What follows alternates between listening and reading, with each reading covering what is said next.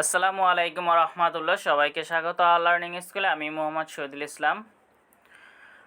আজকের আলোচনার বিষয় 2021 সালের এসএসসি পরীক্ষার্থীর জন্য যে অ্যাসাইনমেন্টগুলো দেওয়া হয়েছে, কোন সপ্তাহে কোন কোন অ্যাসাইনমেন্টগুলো দেওয়া হবে এবং এ যাবৎ কী কী অ্যাসাইনমেন্ট দিয়েছে সেই প্রশ্নগুলো নিয়ে একটু আলোচনা করব।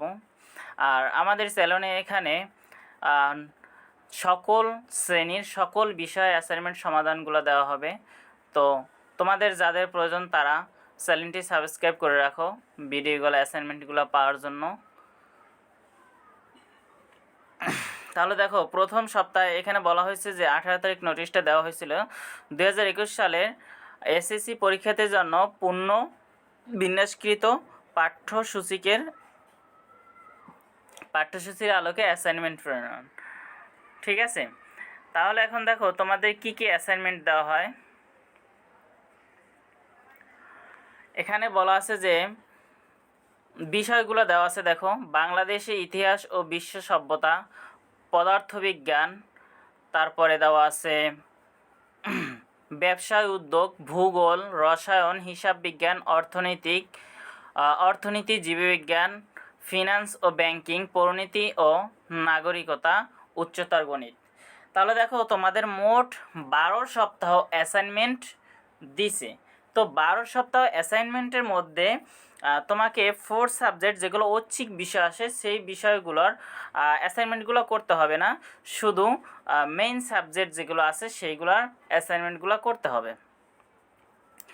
তো প্রথম সপ্তাহে দেখো এখানে 3টে গ্রুপের ভাবে দেওয়া আছে।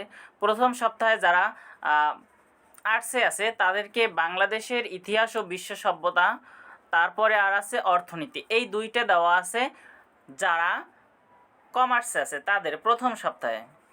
এবং প্রথম সপ্তাহে সায়েন্সের অ্যাসাইনমেন্টগুলো দিছে পদার্থবিজ্ঞান আর জীববিজ্ঞান, এই 2টা দেওয়া হয়েছে সায়েন্সের অ্যাসাইনমেন্ট। আর প্রথম সপ্তাহে কমার্সের অ্যাসাইনমেন্ট দেওয়া হয়েছে ব্যবসায় উদ্যোগ, আর দেওয়া হয়েছে ফিনান্স ও ব্যাংকিং, এই কয়টা দেওয়া হয়েছে প্রথম সপ্তাহে। এরপর দেখো দ্বিতীয় সপ্তাহে কি দেওয়া হয়েছে। দ্বিতীয় সপ্তাহে আর্টসের দেওয়া হয়েছে বাংলাদেশের ইতিহাস ও বিশ্ব সভ্যতা, তারপরে ভূগোল, ভূগোল, তারপরে দেওয়া হয়েছে আরেকটা আর দেওয়া হয়েছে পরিণতি, এই 3টে দেওয়া হয়েছে দ্বিতীয় সপ্তাহে আর্টসের জন্য। দ্বিতীয় সপ্তাহে সায়েন্সের জন্য দেওয়া হয়েছে পদার্থবিজ্ঞান, তারপরে রসায়ন, এই 2টা দেওয়া হয়েছে, আর উচ্চতর গণিত। তো উচ্চতর গণিতটা এখানে করতে হবে না, কারণ এখানে বলাই আছে নিচে যে দেখো ঐচ্ছিক বিষয়ের যেগুলো আছে সেগুলো করতে হবে না। এই যে দেওয়া আছে মোট 32টি অ্যাসাইনমেন্ট থেকে একজন শিক্ষার্থীকে চতুর্থ বিষয় বাদ দিয়ে প্রতিটি গ্রুপ ভিত্তিক বিষয়ে 8টি করে মোট 24টি অ্যাসাইনমেন্ট সম্পন্ন করতে হবে। ঐচ্ছিক বিষয়গুলোর জন্য কোনো অ্যাসাইনমেন্ট তৈরি করতে হবে না। ঠিক আছে, তাহলে দেখো এটা গেল। এরপর দেখো দ্বিতীয় সপ্তাহে এটা গেল। তারপর তৃতীয় সপ্তাহে কী কী দেওয়া আছে। তৃতীয় সপ্তাহে জীববিজ্ঞান, তৃতীয় সপ্তাহে সায়েন্সের প্রথম ইয়েটা নাই, যেমন পদার্থবিজ্ঞান নাই। তৃতীয় সপ্তাহে দেওয়া আছে সায়েন্সের রসায়ন দেওয়া আছে, আর দেওয়া আছে উচ্চতর গণিত না, আর দেওয়া আছে জীববিজ্ঞান, এই 2টা দেওয়া আছে তৃতীয় সপ্তাহে। আর্টসের জন্য তৃতীয় সপ্তাহে দেওয়া আছে ভূগোল, আর দেওয়া আছে অর্থনীতি, এটা হলো তৃতীয় সপ্তাহের জন্য। কমার্সের দেওয়া আছে হিসাব বিজ্ঞান, তারপরে ফিনান্স ও ব্যাংকিং, এই 2টা। এরকম করে দেখো মোট তোমাকে 12 সপ্তাহ পর্যন্ত অ্যাসাইনমেন্ট করতে হবে। হ্যাঁ, তাহলে দেখি আমরা প্রথম সপ্তাহে অ্যাসাইনমেন্টটা কি দেওয়া হয়েছে তোমাকে। প্রথম সপ্তাহের অ্যাসাইনমেন্টটা দেখো, প্রথম সপ্তাহ পদার্থবিজ্ঞান অ্যাসাইনমেন্টটা দেখো, একটা প্রজেক্টর মডেল তৈরির জন্য তোমাকে মোটা 8 পেপারের প্রয়োজন। আবার কোভিড মহামারীর কারণে তোমার পরিচিত স্টেশনারি দোকানটিও খুলছে না, যে দোকানটি খোলা আছে তার দোকানি অসাধু বলে লোকালয়ে দুর্গম আছে, কিন্তু বাধ্য হয়ে তার কাছ থেকেই তোমাকে এখন কাগজ কিনতে হবে। দোকানি তোমাকে যে কাগজ দিয়েছে তার মান 160 মিটার স্কোয়ার বলে তিনি দাবি করেন। মডেলিং কাগজের প্রতি পাতার সাইজ 65 সেন্টিমিটার, প্রস্থ এবং দৈর্ঘ্য 75 সেন্টিমিটার। তুমি স্থির করলে যে দোকানি কথাটি যাচাই করে দেখবে। বাসায় তোমার কাছে যে মাপার ফিতা আছে তা দিয়ে 2 সেন্টিমিটারের ছোট কোনো কিছু পরিমাপ করা যায় না। আর তোমার বাসার রান্নার মশলার মাপার জন্য যে ডিজিটাল নিক্তি আছে তাতে 20 গ্রামের নিচে কোনো ভর রেকর্ড করা যায় না। তার মানে 8 গ্রামের কোনো বস্তুর ভর সঠিকভাবে মাপতে গেলে তোমাকে 5টি বস্তু নিতে হবে যাতে তাদের সম্মিলিত ভর 40 গ্রাম হয়, যা 20 গ্রামের গুণিতক। তোমার অন্য কোনো যন্ত্র ব্যবহার করার সুযোগ নেই। তারপর দেখো ক নম্বর প্রশ্নটা দেওয়া আছে, কাগজের মান যে একক দিয়ে পরিমাপ হচ্ছে তার মাত্রা কত? এবং খ নম্বর প্রশ্নটা দেওয়া আছে, কিলোগ্রামে মাপলে এই মানের কি একক দাঁড়াবে? গ নম্বর প্রশ্নটা আছে, এই ব্যাপারে নিশ্চিত হওয়ার জন্য তোমাকে কমপক্ষে কতগুলো কাগজ কিনতে হবে, তোমার হিসাবের সপক্ষে যুক্তি দেখাও।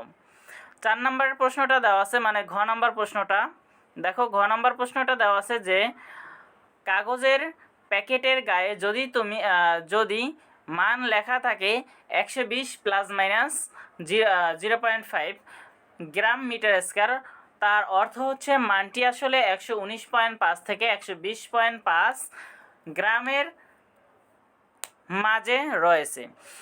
এখানে চূড়ান্ত ত্রুটির মান 0.5 একক। তোমার নির্ণীত মানের কতটুকু সূক্ষ্ম বা নির্ভুল? আচ্ছা, এটা গেল সায়েন্সের যেটা পদার্থবিজ্ঞান ছিল সেটা। এরপর দেখো ব্যবসা উদ্যোগ, যেটা ব্যবসা উদ্যোগে দেওয়া আছে যে অ্যাসাইনমেন্টটা হলো বাংলাদেশের ব্যবসা সম্প্রসারণের ব্যবসা পরিবেশের প্রভাব বিশ্লেষণ করো।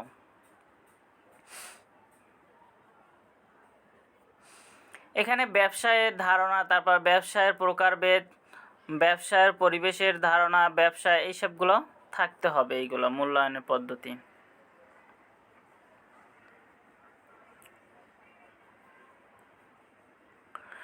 তারপরে দেখো দেওয়া আছে আর্টসের যে অ্যাসাইনমেন্টটা দেওয়া আছে সেটা হলো বাংলাদেশের ইতিহাস ও সভ্যতা।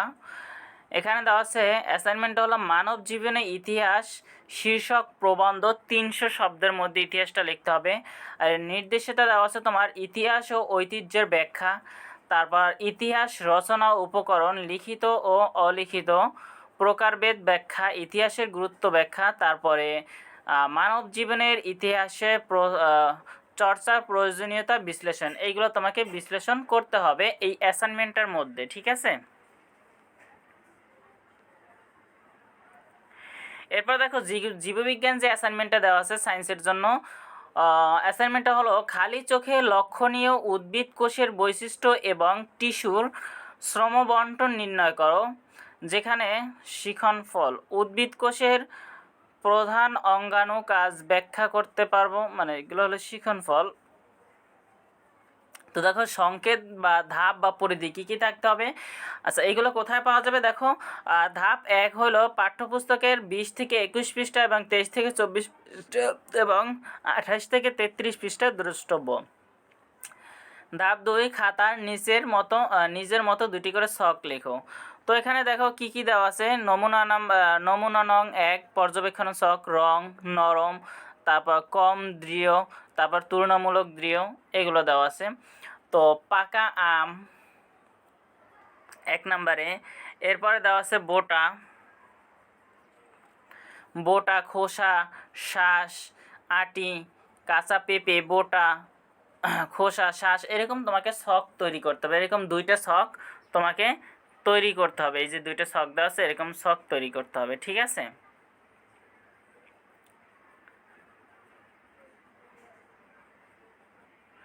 আচ্ছা, এরপর দেখো ফিনান্স ও ব্যাংকিংয়ে কী দেওয়া আছে। ফিনান্স ও ব্যাংকিং এটাকে অ্যাসাইনমেন্টে দেওয়া আছে আর্থিক ব্যবস্থাপকের সিদ্ধান্ত গ্রহণের ক্ষেত্রে তার অর্থায়ন ব্যবস্থাপনা বিষয়ক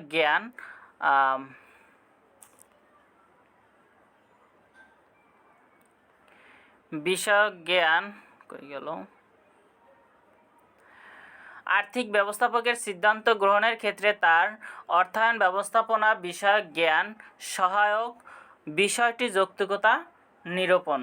মানে এইগুলো তোমাকে, এটা হলো অ্যাসাইনমেন্ট। তো এখানে তোমার থাকতে হবে যে অ্যাসাইনমেন্ট প্রণয়নের নিম্নোক্ত বিষয়গুলো 250 শব্দের ধারাবাহিকভাবে বর্ণনাপূর্বক সম্পন্ন করতে হবে। তার মানে তোমাকে 250 শব্দের মধ্যে লিখতে হবে।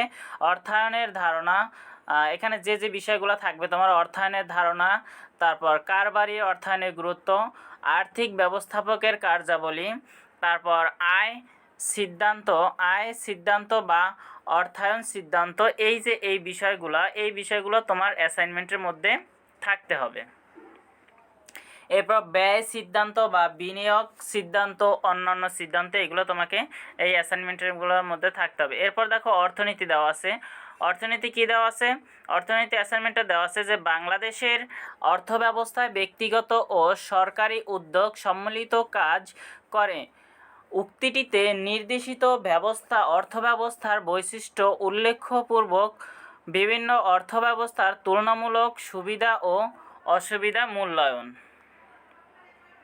তো এখানে যেগুলো তোমাকে যে কাজগুলো করতে হবে সেটা হলো বিভিন্ন ধরনের অর্থনৈতিক ব্যবস্থার ধারণা, তারপর মিশ্র অর্থব্যবস্থার বৈশিষ্ট্য, বিভিন্ন অর্থব্যবস্থার তুলনামূলক সুবিধা ও অসুবিধা মূল্যায়ন, কোনো অর্থনৈতিক ব্যবস্থাটি ভালো তার সপক্ষে যুক্তি দিতে হবে।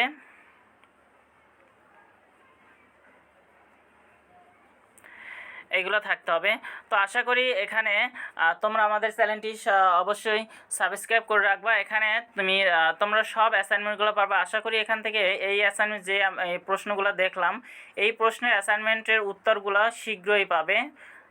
আজকেই এই অ্যাসাইনমেন্টের অ্যান্সারগুলো পাবে।